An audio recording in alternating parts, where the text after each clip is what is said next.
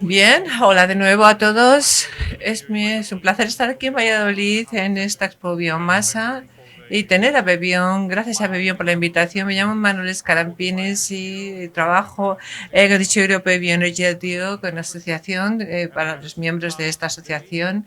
Voy a dar la presentación sobre la biomasa y cómo está dentro de la estrategia de desfosilización de Europa.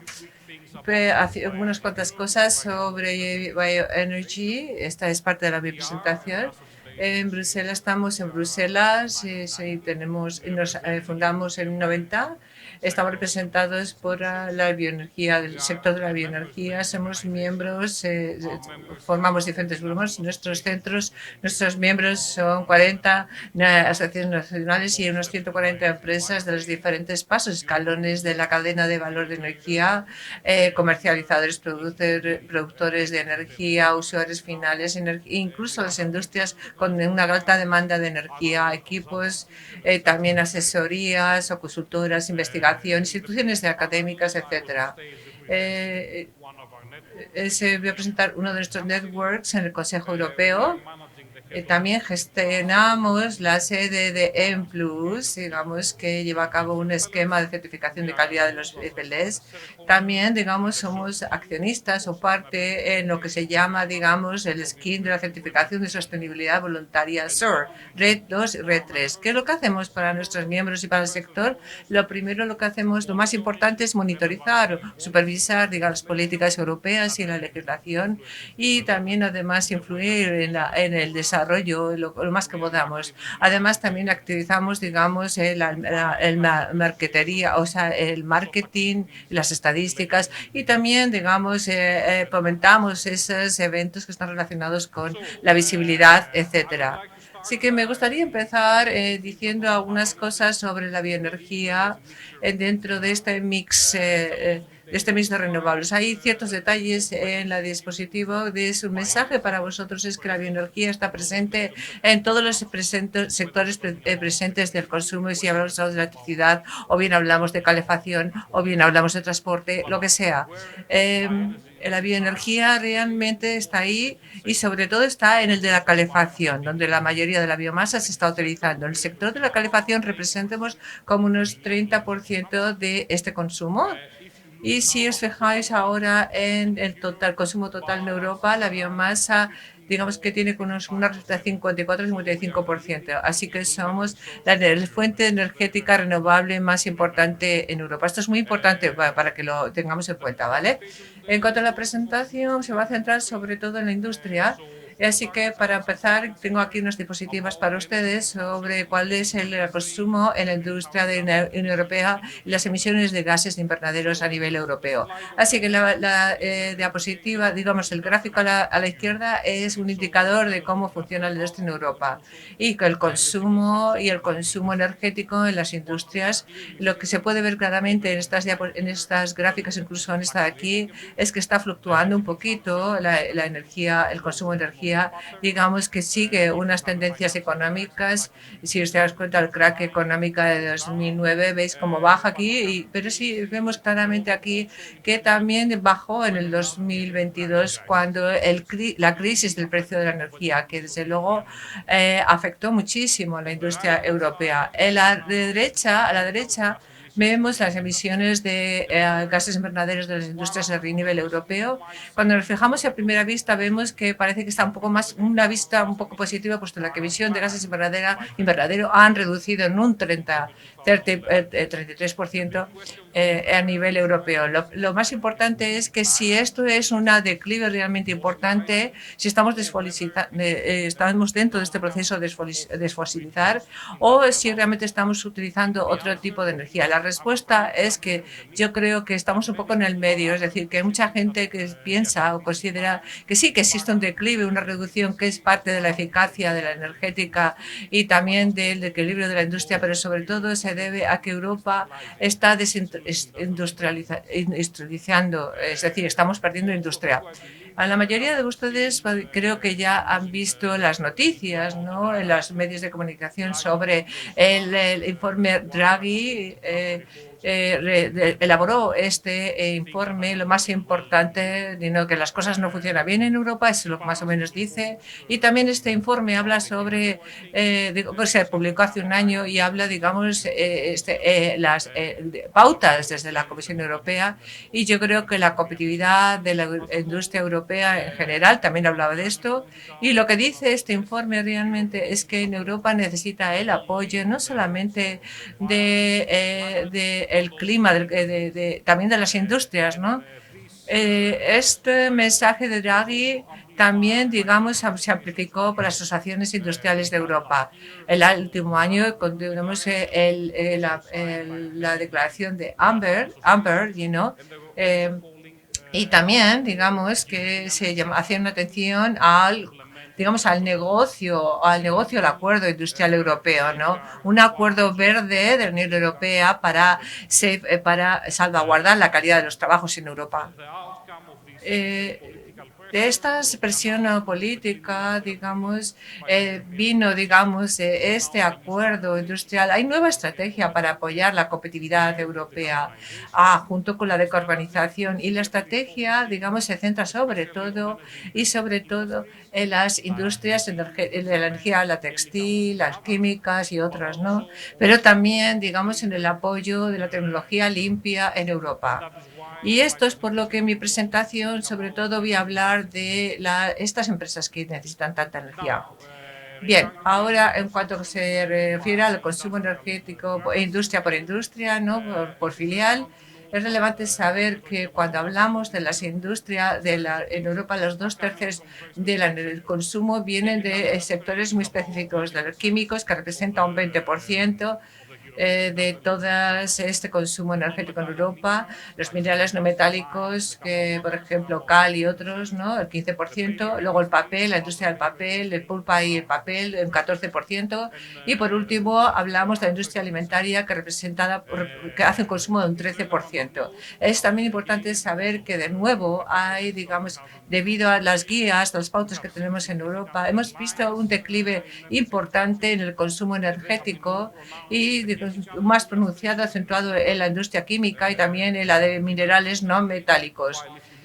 Y si nos fijamos, sin embargo, por ejemplo, en la industria alimentaria, el nivel de consumo energético más o menos se queda estable, equilibrado. La situación, desde luego, es muy diferente de Estado miembro a Estado miembro. Vemos aquí en esta gráfica a la derecha elegida España como ejemplo para que lo vean, ¿no? Y vemos que la industria alimentaria en España no es la cuarta, sino la tercera más grande en cuanto a consumo energético. Y la química no es la primera como el año anterior, pero es segundo. Así que hay variaciones país por país y sobre todo también esto afecta a las políticas industriales de país por país. Si nos fijamos también un poco en el mix de renovables de las industrias europeas, de la Unión Europea, podemos ver que en la parte izquierda, de nuevo, vemos que este es el consumo total de energía por industria, ¿no? Y vemos como la verde es la electricidad, luego la biomasa. La electricidad aumenta, digamos, un poquito en el 22, pero no hablamos de la electrificación, ¿no? Es relevante saber que durante el 6% más o menos ha aumentado el uso de biomasa así que ha habido, digamos, ciertos movimientos en lo que se refiere al uso de biomasa en la industria europea. En la parte derecha, si nos fijamos en los procesos, más detalles sobre el proceso, ¿no? Nos damos cuenta que hay sobre el consumo. Es relevante saber que la biomasa, digamos, que representa como un 50% de la calefacción, del uso en calefacción, uso energético de calefacción. Si nos fijamos ahora un poquito más, digamos, en el consumo de biomasa por industria, nos damos cuenta que, como ya he dicho antes, que la mayor parte de la biomasa se usa para calefacción, la mayor parte, pero es relevante saber también que una tercera de la biomasa se trae de Europa va a aplicaciones industriales, por ejemplo, el 50% más o menos va a los hogares y el resto, por ejemplo, a la calefacción urbana y pequeños sectores. No nos sorprende ver que, desde luego, que el sector que se utiliza la biomasa, digamos, en su mayor son sectores que tienen su propia biomasa o residuos biogénicos, ¿no? El papel, la industria del papel y el pulpo, ¿no? La industria de la alimentación, ¿no? Que también usa esta biomasa como combustible. La industria son los minerales no metálicos, la industria de minerales no metálicas, ¿no? De la que vamos a hablar dentro de un momentito. He prometido que iba a hablar sobre todo, digamos, el consumo energético en mi presentación, pero ahora me gustaría darles, digamos, una descripción general de cómo las diferentes industrias tienen las características, ¿no?, que tienen y las posibilidades de utilizar biomasa y bioenergía. Voy a empezar con las cementeras, que es una de las industrias más importantes, ¿no?, en el consumo de energético. Digamos que está en la decarbonización del futuro. Y si vemos la evolución del mix de energía, en el 2025 se espera que el 90% de los combustibles no sean fósiles, sino que sean otros, que incluye, por ejemplo, diferentes tipos de residuos como combustibles. Y a partir de ahí, más del 50% viene de la biomasa, de fuentes de biomasa. De forma individual, las plantas cementeras ahora, hoy en día, en algunos países, llegan hasta el 100% de la sustitución energética térmica y lo sustituyen con combustibles alternativos. Y por esta razón, la industria cementera siempre ha estado en la mente de los productores de biomasa o de los comerciantes de biomasa, porque les gustaría venderles biomasa a las industrias cementeras, desde luego. El principal problema que encuentran es que hasta ahora, por ejemplo, que puede ser el caso del futuro, que priorizan el uso de eh, energía de poco nivel, ¿no?, de materia biogénica de poca calidad. Por ejemplo, la harina de animales, por ejemplo, biomasa de madera de muy poquita calidad, etc. Algo interesante es que en muchas industrias, y esto es el futuro de muchos otros sectores industriales, es que liberan, digamos, estas emisiones negativas, ¿no? Así que si se combina, digamos, la captura y almacenamiento de carbono, que creo que esto se usa para mitigar estas emisiones, junto con la sustitución de los combustibles fósiles, entonces tienes estas emisiones negativas. Y esto es bastante relevante para ellos y para nosotros. En cuanto a la industria de la cal, es más pequeña que otras industrias. Y sí, luego está el consumo, pero en los últimos años hemos dado cuenta que es un buen aliado para los usuarios, ¿no? En el 2012, la biomasa representaba solamente el 2% del total consumo para esta industria de la cal, pero esto ha cambiado. El pasado, sobre todo, estaba, por ejemplo, en los países del sur, ¿no?, como España, ¿no?, que utilizaban esto para esas industrias de la cal. Por ejemplo, utilizaban orujillo o astillas de madera locales. Ahora vemos como que en estos diferentes desarrollos están llevando a cabo, y en esta hay algunos miembros que se están centrando en los pellets de calidad como combustible.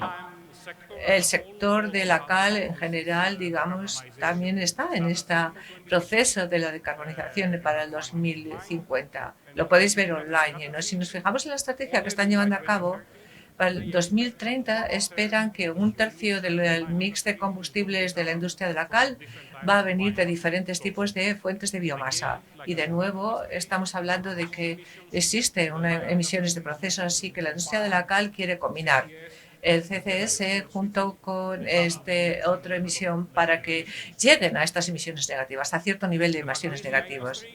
La industria del magnesio también, magnesita, digamos, también tiene estos necesidades. Ya sé que, por ejemplo, esto es relevante para vosotros porque tenéis productores de magnesio en Navarra, magnesita en Navarra, etcétera.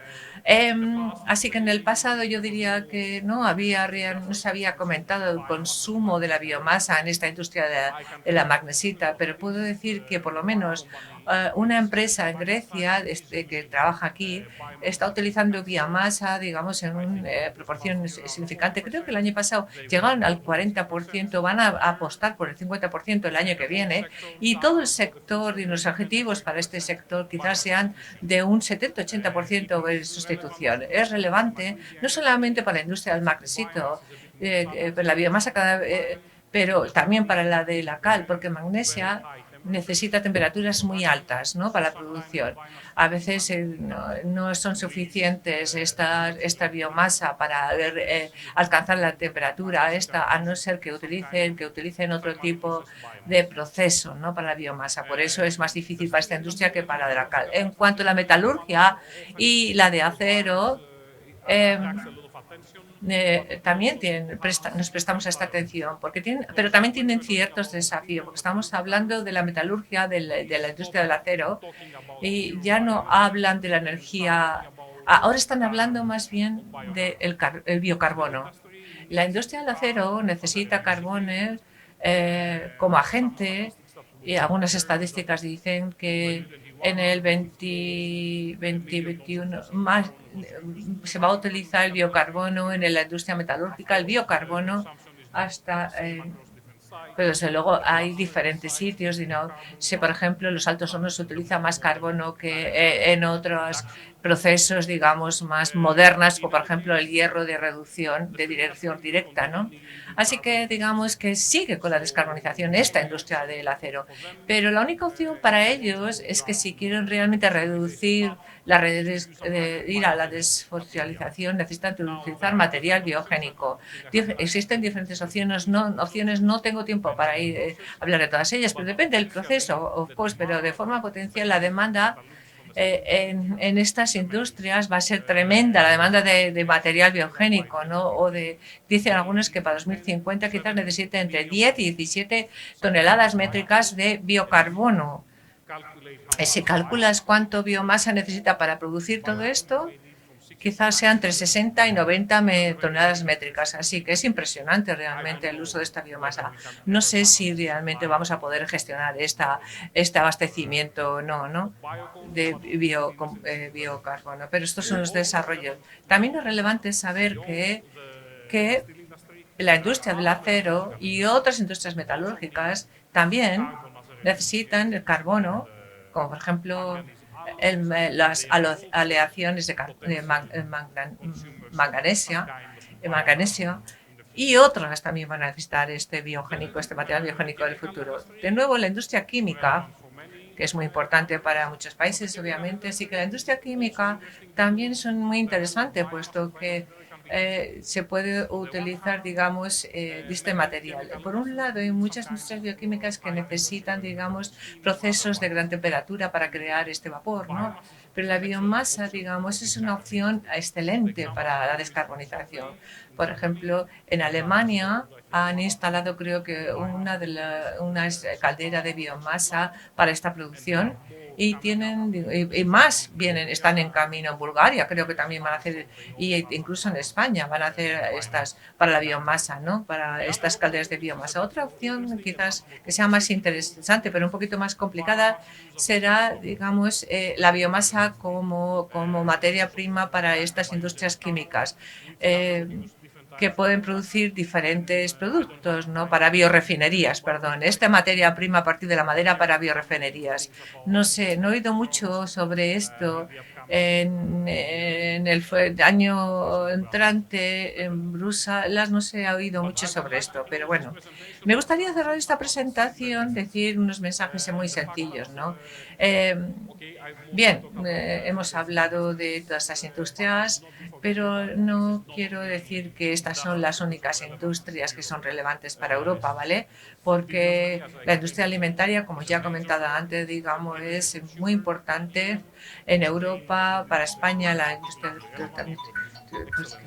digamos que personalmente, y todavía existe consumo de fósiles en estas industrias todavía, pero lo bueno es que para este tipo de industrias también han llegado a una madurez y han alcanzado unas soluciones muy eficientes, ¿no? Por ejemplo, si van a mi website, a nuestra website, van a encontrar soluciones excelentes para, por ejemplo, la de la leche, los procesos el procesamiento de alimentos, la transformación alimentaria, etcétera. Me gustaría subrayar uno de ellos ahí a la derecha, ¿no? Uno de nuestros miembros de Dinamarca, ¿no? Si os fijáis, digamos, aquí no son, digamos, una instalación europea, sino australiana. Así que también tenemos una tecnología que podemos exportar y contribuir, digamos, a la Unión Europea con otro tipo de cosas, no solamente con materia prima, sino también con tecnología limpia, que puede exportar a otros países, como en este caso es Australia. Aquí tenemos el logo de algunos de los miembros aquí. Tengo que acabar porque solamente tengo 30 segundos para acabar.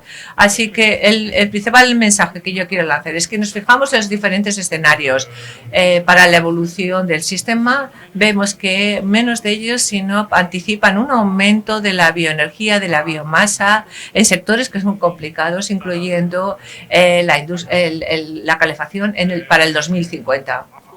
Por supuesto, la biomasa, la bioenergía no es la única opción para la desfosilización, ¿no? Esperamos otras soluciones como la electrificación en algunos casos o quizás, digamos, el hidrógeno pueden realmente jugar un gran papel, pero yo creo que, no sé si esto será verdad, que ahora la biomasa y la bioenergía, digamos que van los primeros en esta carrera y en efectividad y en coste. También ya he mencionado esto en el panel anterior, que la demanda industrial es otra posibilidad para el biosector, ¿no? Y ahora tenemos, digamos, un consumo más consistente y más constante y no dependen sí que los socios, cuánto consumen los socios. Yo creo que hay más debate sobre este tema, ¿no?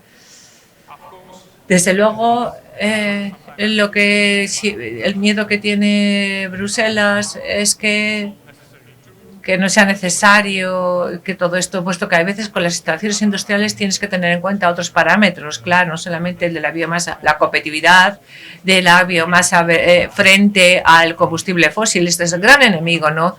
Pero tenemos que también tener en cuenta las especificaciones. Si tenemos espacio, ¿cuál es mi proceso a la hora de instalarlo? Si la biomasa va a funcionar en este proceso, etcétera. En cualquier caso, el mensaje final sería que ninguna de estas no puede ocurrir si desde luego no tenéis unas políticas, unos facilitadores de las políticas, ¿no? Si no tenemos apoyo político, si no tenemos apoyo, olvidaros de todo, ¿no? Esto sería ciencia ficción. Así que creo que voy a acabar ya mi presentación aquí. Muchas gracias por su atención.